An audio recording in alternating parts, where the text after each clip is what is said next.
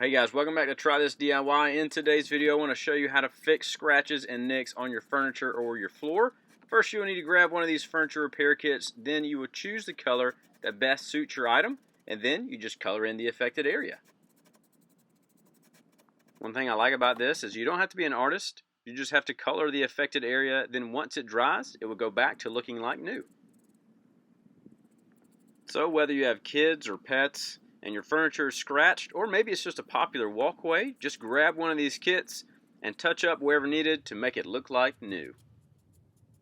These kits are a great way to save time and money. Instead of repainting the entire piece of furniture or trying to determine the correct paint color, you can just touch it up and no one will even notice. So whether you're trying to fix something that happened in the move or something that you might have done you're trying to cover up, either way, I hope this video was helpful, and if it was, you can let me know that. You can like and subscribe. Also, check out one of these other videos right here, and I will see you over there.